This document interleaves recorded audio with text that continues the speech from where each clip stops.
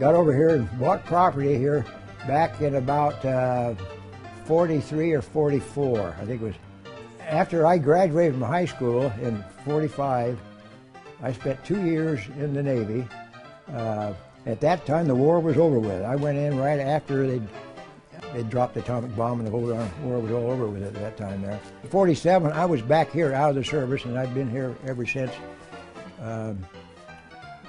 working, building and rebuilding the moorage here. With my dad working with me here. He wasn't real young at that time. He was well into his 60s at that time. But he lived to be 96, I might add to there. And so if I can live as long as he did, I've got another 9 years to go. Of course, I'm old enough now. I'm trying to put myself out of business, you might say.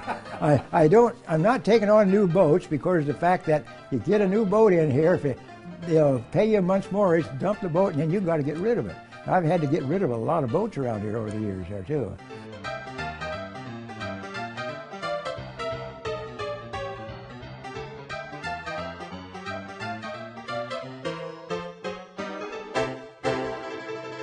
It's nice to be here, to honor and remember a friend of all of ours, Ralph Criteser. Ralph's 91, right?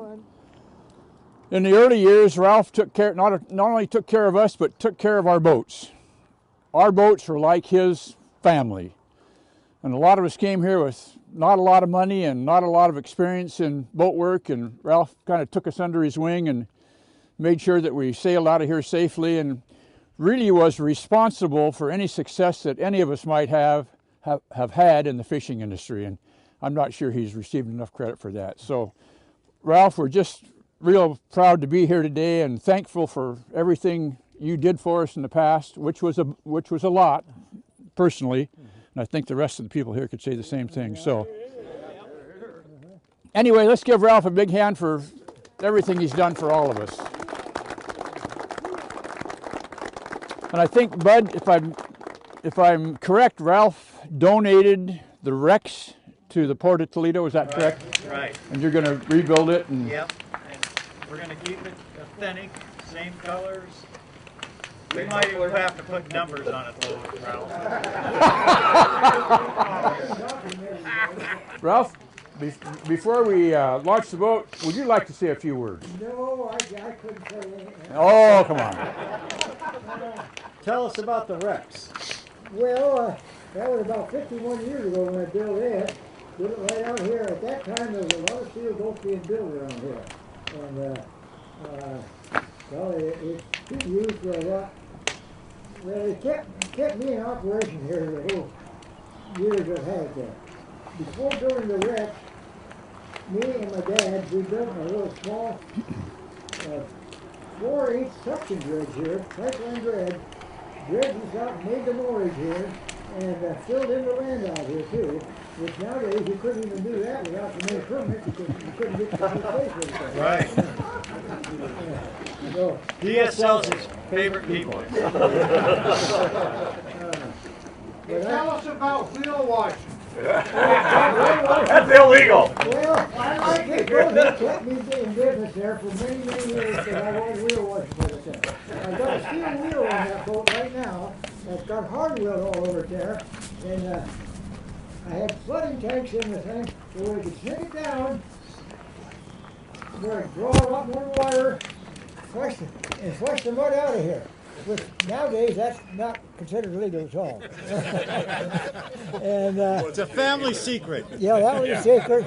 Not only that, I built a blade that dropped down off the front of the boat here. There's sockets back here in the middle of the boat that I still got all that hardware. If you want it, you can have it there. Okay.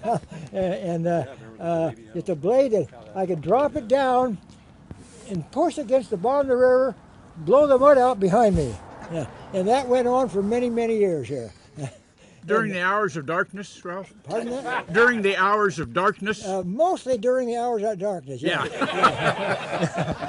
The muffler is a thing to behold. It's the the world's muffler quietest up there 671. is something that you can run it wide open and the neighbor can't even hear you. And there's another muffler in there. If that muffler was taken off, it would bark like any other Jimmy, right? Yeah. Does anybody else have any Ralph Criteser stories they'd like to tell while we're here today? I know there's a lot of them out there. I'll tell one. Okay. Ralph, you remember when we brought the roar up when I first had it? The second year I had it.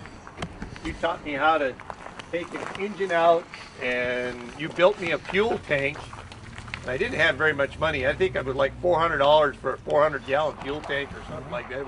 Less than that, maybe. And we couldn't get it back in the boat, and you built it so precise. I wasn't strong enough to put it in place with all the come-alongs. Yeah. And you got a guy named Fred that had the Fargo. He was a great big guy. Fred Larson. And he came over and put his back into the fuel tank and lifted it up and put it in place. I never forgot that. I'd go, because I was a kid sitting there in the middle of it. How in the world am I ever going to get this fuel tank? And you told me to go get a man to do the job.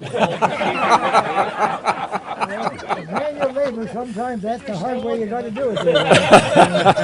I did a lot of things here with a crowbar and come along here. Without the come along for lifting things there, this place couldn't have been built even there. And I built this hoist out here for putting boats, engines in and out of boats, which a lot of that went on over the years too there. I got one quick one. Mark Stone, I used to have the Sevilla. Mark Stone, okay. Hi, Ralph. Ralph was a superb master woodworker in addition to his metalworking abilities, Well, but I he used hated to. woodwork. Yeah. And when I held my boat out of here, and it needed a lot of woodwork, so suddenly he became the world's best teacher of woodworking. Well, I And pretty put a lot soon of he had planks in me boats had here. me doing everything, and I think now he was just trying to get out of the job. But thanks, Ralph. You started me out on boat work, and I really appreciate it. Well, I had as much as 3 boats up here at one time on the ways there. One time I had one at the top working on it, partly tore up there. One on the cradle down below. In the middle one there, I had one in there blocked up where he couldn't go in till the others went in. He had to put them in the right order and all that. So, and I was snowed right then for a lot of work. I put in terrible long hours in, the day and night. I didn't stop working then. I'm a workaholic, what I was. Now I'm so darn lazy I won't do anything. You earned it.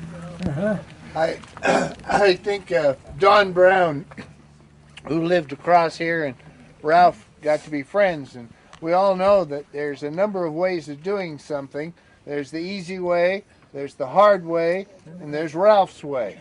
And Don was helping him remove a plate, I think it was, or something that had about, Don described it as it had most of the bolts in the world holding it in place. And he was working on it with a box wrench, and Don says, you know, if we just used a ratchet and a power driver, it'd be a lot faster. And Ralph says, no, we got to use this. Well, then Ralph got a phone call, so he went up there. So Don grabs this ratchet, and Ralph comes back. He says, boy, you work fast. Yeah, well, I guess I'm old-fashioned on everything there. Ralph hauled boats for me for 30 years, and I'd just like to say you were a tremendous asset to the community. The idea that you could haul a boat and do paint, zincs, and a little bit of welding the zinc on the rudder, and put the boat back in the water and drive away for a quarter of what it costs you to do it down the street made a lot of difference for a lot of people. And Well, that kept a lot of them going there. I know yeah, that. absolutely, and we're all very much in debt for what you've done for us, so thank you. There you go. Anybody else? I've got a story. I was Ralph's neighbor here for years and years, lived up on the top of the hill. Before this was all paved, it was gravel. And he used to let the kids come down and, before he chased us off the dock, fish off the dock. When I got my first Schwinn bike, I rode down that hill and I didn't know how to use the brakes. came down, and before it was dredged out, went under his house here, the boathouse here, and hit the pilings.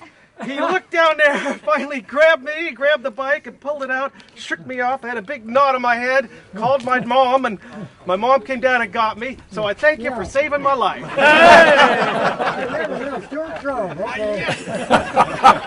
I got your name out there finally.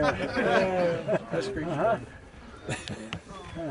remember the very first time I came here with my father. I don't think we even had a boat here then, but that was, I told you yesterday, the day of the earthquake in Alaska. And the log booms all broke loose. Oh no, I've had a lot of boats There here. was logs going back and forth. Every tidal surge, they would go this way and then they'd go that way. Well, Ralph was out there tied to him with the beaver, trying to get a log. Oh, And he'd be going that way, and then they'd turn him all around, and he'd be going that way. Dad and I stood down there and just laughed for a long time. That's when he decided to build the Rex, probably. Yeah, I remember calling up the paper plant up here in Toledo at that time there. That was the night number after I got all wore out. And I'd been up all night here. Shade the logs. Trying to get the logs keep from hitting the boats here. And there was one big barge out here that was loose too, empty barge. It could have done a lot of damage, anything it might have hit in, around the boats or so. And called up Fred Hoffman with his tugs came down here. Oh, yeah. And they had every tug they could out. I told them on the phone there that you better get every tug you can out and start gathering up logs because they're all over the river there. They didn't know about it at that time, but it didn't take long that they were here doing the job there anyway though. But the river was full of logs there though. We had a log jump across the river here that was very active and a lot of logs tied up everywhere around here. Yep. And now there's no log rafts at all in the river anyplace. That's the difference of it there. Well, Ralph, for not having much to say, you've said a whole bunch, and we really appreciate all your stories. So. And we're going to miss the tide if we don't hurry up. Okay. Yeah, we're going to miss the tide, so we got to get Thank all of you for turning out. Okay.